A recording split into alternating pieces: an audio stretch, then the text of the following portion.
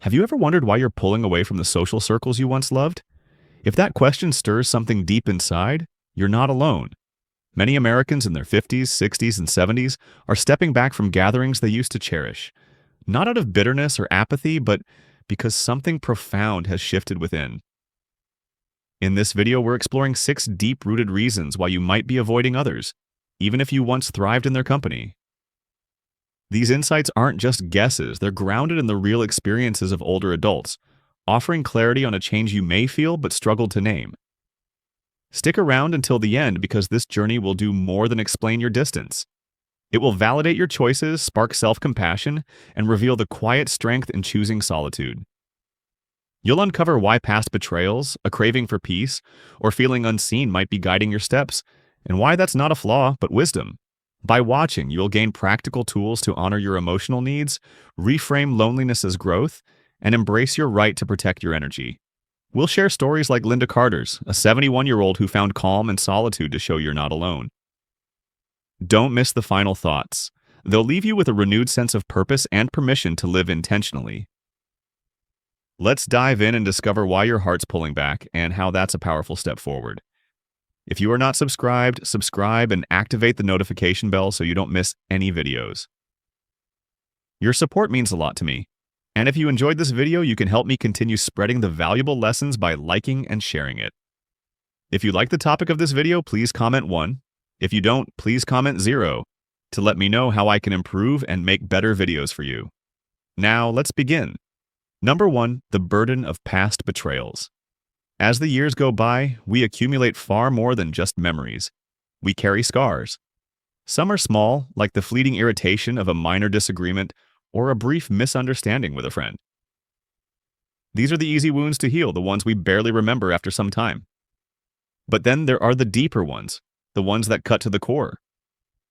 Betrayals, moments when the trust was broken, when we open up to someone only to have them use our vulnerability against us, when we were dismissed, ignored, or abandoned, leaving us wondering if we had ever mattered at all.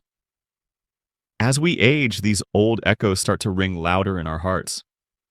What was once a dull ache becomes a sharp reminder of those moments of hurt, and gradually we stop extending ourselves to others as freely. It's not because we're bitter or holding grudges, but because we've learned an important lesson. Some people simply haven't earned the right to be close to us anymore. Take Linda Carter, for example, a vibrant 71-year-old woman who used to host weekend dinners without fail. Her home was once a sanctuary of laughter, joy, and deep connection, filled with the warmth of long conversations. But as time passed, things changed. Some of her friends slowly drifted away. One broke her trust in a way that could never be repaired, while another vanished after her husband passed away. It wasn't one single catastrophic event, but a collection of small heartaches, each one eroding the foundation of her social world. Now, Linda prefers the peace of solitude to the pressure of forced company. It's not that she dislikes people, far from it, but she's come to value the quiet calm of her own company far more than the superficial chatter that once filled her house. Over the years, a quiet armor has formed around her, a shield crafted from experience. This armor isn't always soft or comforting, but it's essential for protecting what's left of her energy. When you've lived long enough to witness the fragility of relationships and to see how easily people can change or disappear, you begin to guard your heart, your time, and your emotional resources. It's not about becoming cold or detached. It's about becoming discerning. Older adults like Linda have often poured out love, support, and care into relationships, only to find that the people they trusted most could turn away without warning. That painful cycle teaches you to slow down, to pause and reflect, to take a step back when something doesn't feel right. You start paying attention to how people make you feel, not just when they're around, but after they've walked away. The weight of relational fatigue begins to settle in. A sense of exhaustion that comes from maintaining connections that no longer nourish you. Psychologists call this relational fatigue, and it's particularly common among those who've experienced emotional hardship. And let me be clear, there's no shame in feeling this way. It's not a flaw. It's a testament to how deeply you've lived, how much you've given, and how much you've seen both the good and the painful sides of people. So when you find yourself choosing solitude over closeness, It's not because you've hardened your heart or closed yourself off. It's because you've learned the truth. Your heart is precious and not everyone deserves access to it anymore. You've earned the wisdom that comes from experience, and it's grounded in the understanding that your emotional energy is sacred. You've seen enough to know that real connection isn't just about proximity, it's about the quality of the bond. And sometimes choosing space is the greatest act of self-love and self-respect you can offer yourself. Number 2 is the longing for peace over idle chatter. When we were younger, it seemed like there was always something to talk about. Conversations would flow easily, whether they were about the latest gossip, the trivial happenings of the day, or even just to fill the silence. It wasn't that we didn't enjoy being with others. It was simply part of the social fabric of life. But as the years pass, something shifts. Your soul starts to crave a different kind of connection. It's not that you suddenly dislike people, it's that your appreciation for quiet, for stillness deepens. The noise that once felt so natural now begins to feel unnecessary, even exhausting. What was once silence now feels like solace. Take Michael, for instance, a 66-year-old man who used to thrive on constant conversation. As a former salesman, he had a way with words that could captivate anyone in the room. He could effortlessly strike up a conversation with a stranger, make people laugh, and be the life of the party. But now he's different. Michael has learned the beauty of quiet moments. He skips large family gatherings, not because he doesn't love his family, but because he no longer wants to partake in the endless chatter that doesn't lead anywhere. He's found peace in choosing when and with whom he spends his emotional energy. When asked why he's opted out of certain events, he simply responds, "I'm done talking, just to fill the air." It's not a rejection of people, it's a rejection of superficiality. As we grow older, there's a subtle but powerful shift in our emotional energy. The desire to impress, to entertain, to perform in social settings slowly fades. The energy once spent trying to prove ourselves now gets redirected into seeking something deeper, something real.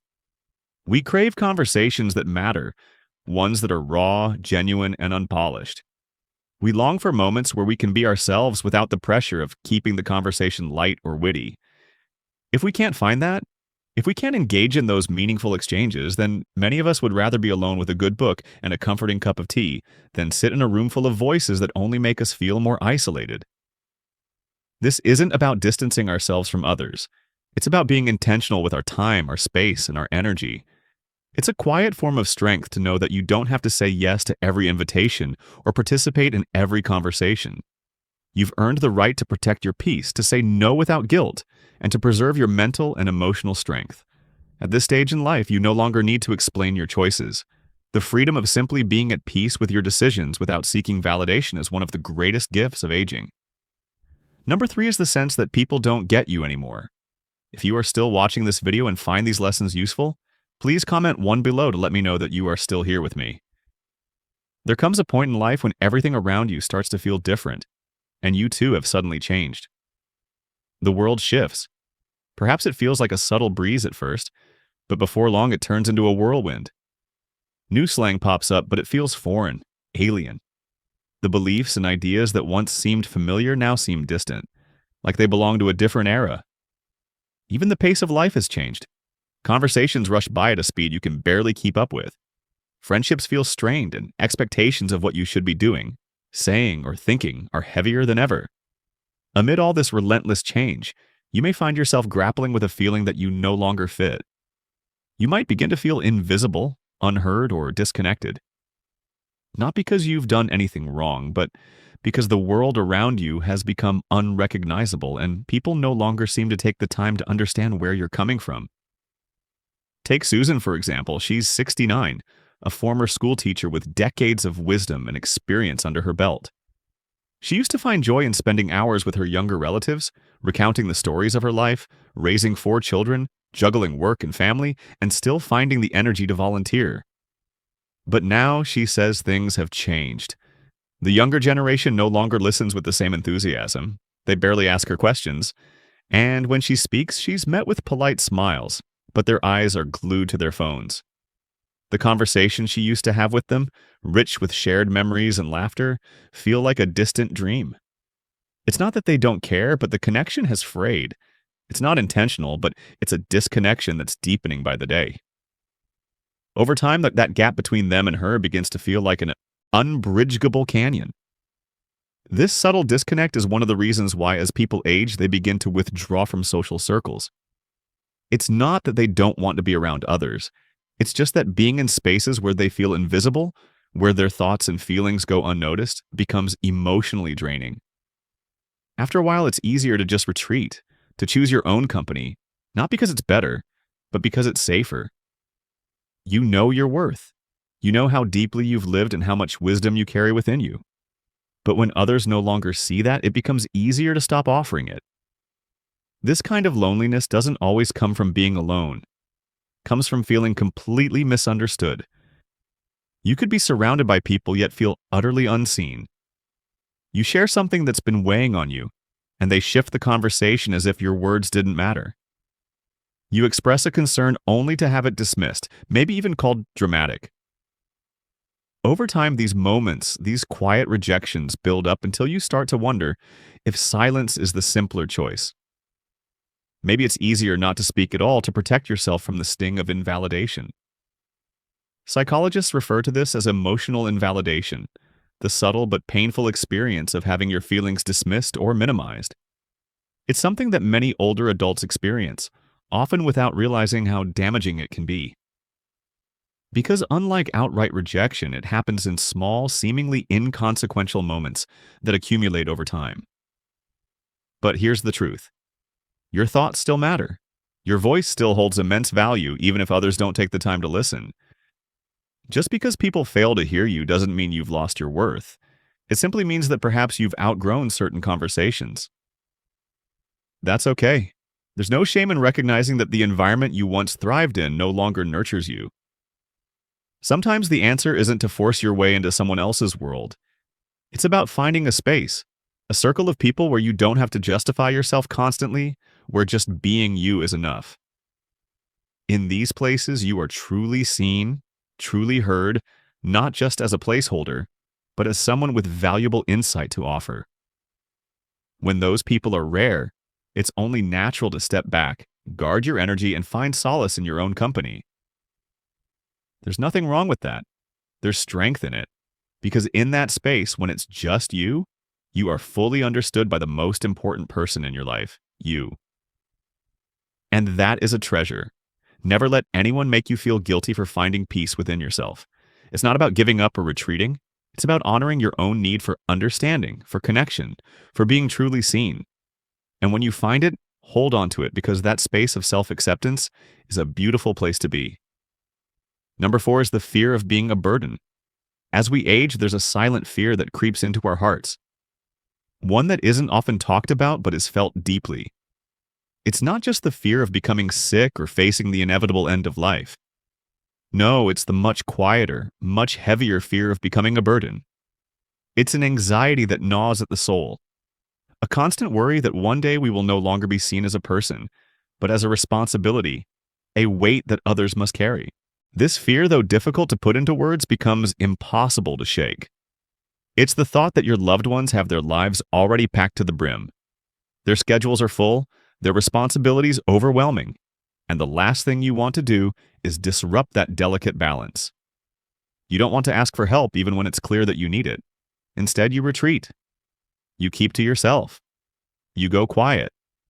And it's not about being stubborn or difficult. It's about care. It's about preserving your dignity, holding on to that shred of independence, and not wanting to impose on those who have already given so much of themselves.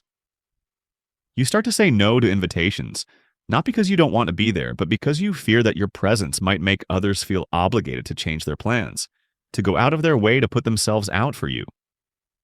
You hold back your concerns not because you don't trust them, but because you simply cannot bear the thought of adding to their burdens. You don't want to be a drain. So over time, your world becomes smaller. You slowly withdraw, not from a lack of desire to be close, but because you don't want to be the reason someone's life becomes harder. Take Robert, for example. He's 74, a widower who spent years visiting his daughter's family every weekend. He was a steady presence in their lives, sharing moments of joy, love, and connection. But as his health declined, his mobility worsened. And with each passing day, his steps became slower, his body more tired. The first few times he turned down his daughter's invitations, it was easy to justify. I don't want to be a burden, he told himself. But before long, the no became a habit. When his daughter asked with love in her eyes why he wasn't coming by, Robert simply said, I don't want them to rearrange their lives for me. They have careers, children, and their own lives. I don't want to be in the way. Even though his family never once made him feel like a nuisance, the weight of that fear, the fear of being a burden, grew heavier than the longing for connection. It's a strange, heartbreaking paradox that many older adults face. The more you need others, the less you want to ask for help. The more you cherish relationships and human connection, the more reluctant you become to seek them out because for so long you've been the strong one, the one everyone leaned on. You were the helper, the giver, the one who made sure others never had to worry. So when it comes time for you to ask for help, it feels foreign, even uncomfortable. This fear is rooted in something deep within us all. It's the desire to be loved freely, not out of obligation. It's the longing to be wanted, not because someone feels they have to be there, but because they choose to be there because they want to. When we feel that our presence might cause more harm than good, that we might be taking up space where we don't belong, we pull away. We don't want to be a burden, so we retreat. We prefer the loneliness of solitude over the uncomfortable idea of being a responsibility. But here's the undeniable truth. The people who love you want to be there for you. They truly do. They might not always express it perfectly, they may not always have the words or the right gestures, but their hearts are there, ready to support you. Your worth, your value, has nothing to do with how much you can do on your own. It has everything to do with the person you are, the love you've shared, the memories you've created, and the way you have touched their lives. If your loved ones are truly there for you, your needs will never be seen as a burden.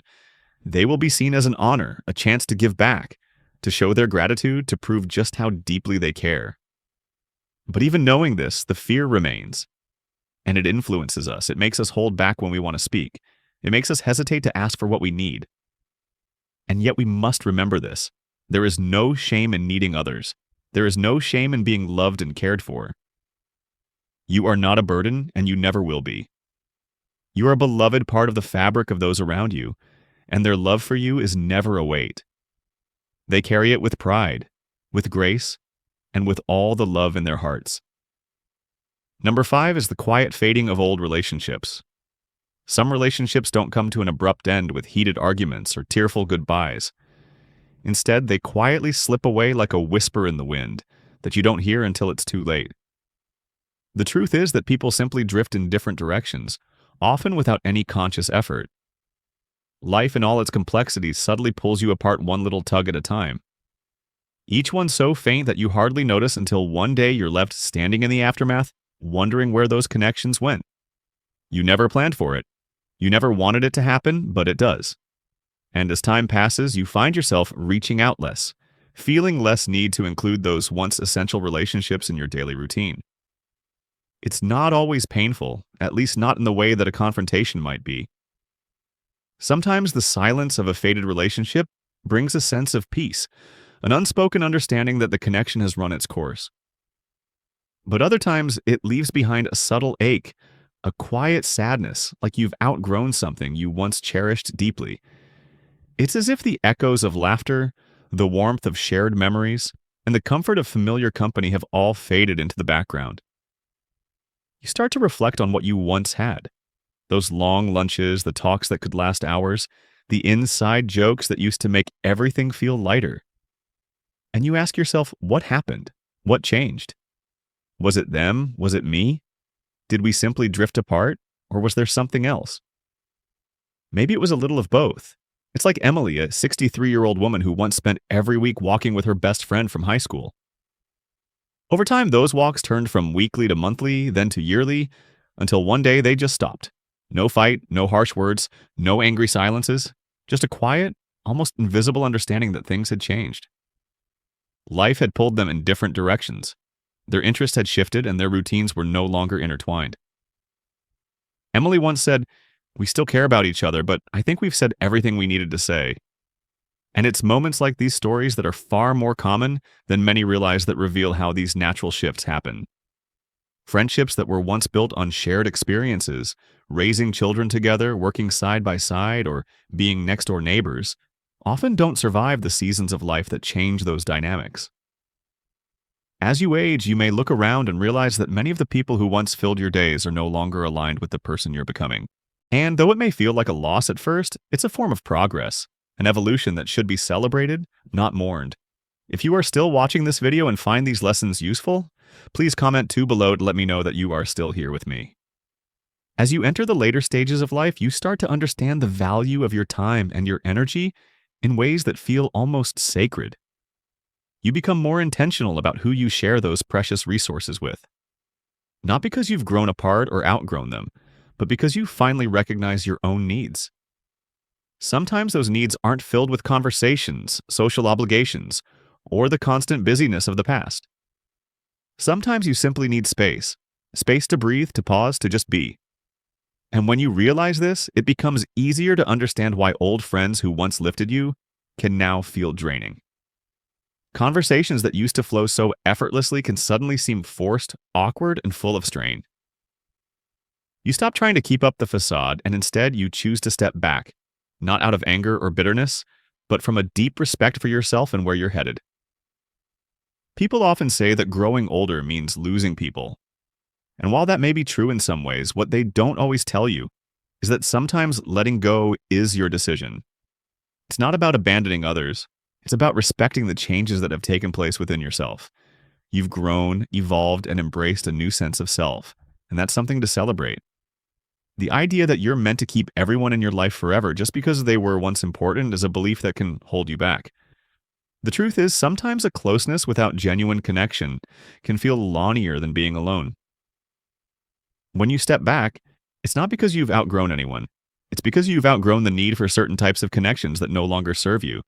So when you find yourself drifting away from certain people, don't feel guilty. It's not about avoiding them. It's about respecting the natural shifts that are happening inside of you. You've changed, and that's okay. It's not something to apologize for. It's just part of the journey.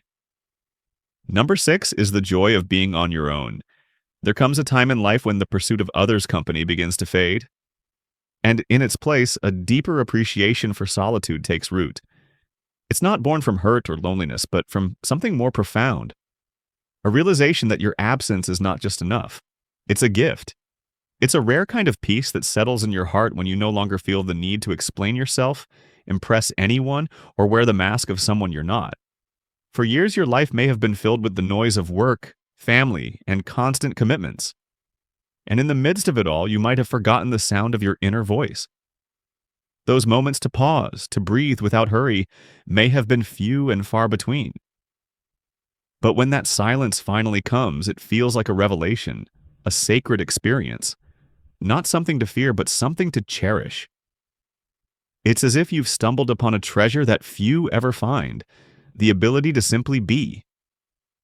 Think about William, a man of 72 who once lived for the buzz of social gatherings. His home was always the epicenter of laughter, his voice the loudest in any room. Yet now, in his later years, he finds more joy in the simple pleasure of watching birds flit across his porch than in hosting lively parties. When asked if he ever feels alone, he smiles, his eyes twinkling with quiet wisdom, and replies, "I've got enough memories in my head to keep me busy for days." What William has discovered isn't loneliness. It's a profound sense of peace. This is the shift that often confuses those around you. They may worry. They might think you've retreated into sadness, not understanding that you're not withdrawing from life, but instead you're tuning into something far deeper, into a rhythm of existence that's quieter but infinitely richer. You stop feeling the pressure to fill every silence with words or actions. You no longer feel the need to justify your choices or to be at everyone's beck and call. This isn't detachment, it's enlightenment. It's a quiet wisdom that grows over time after years of giving and stretching yourself thin for others. The solitude you now embrace is not a form of isolation, but a refuge, a place where your thoughts can expand, where your spirit can breathe freely without the weight of expectations. The older you get, the more you come to understand that some of your most peaceful days are spent alone with no one but yourself for company. You move at your rhythm now, following your thoughts without distraction, doing what feels right without the need for validation. And in those moments, you find wholeness, a deep, quiet joy that fills your heart and soul, reminding you that peace is not something to chase, but something you already possess. It's not about the quantity of people around you anymore. It's about the quality of your inner world, where at last you found the kind of comfort that only solitude can offer. As we wrap up today's discussion, take a moment to reflect on what you've learned. Solitude isn't something to fear. It's a treasure, a space for growth, peace, and self-discovery. Whether it's finding joy in your own company or embracing the quiet moments, there's so much to gain from learning to be with yourself. So tell us, what's one thing you've learned today that you'll bring into your own life? Leave a comment below sharing your thoughts, and we'd love to hear how solitude has shaped your journey. If you enjoyed this video, please give us a thumbs up, share it with others who might benefit, and don't forget to subscribe to our YouTube channel for more content like this. Your support means the world to us.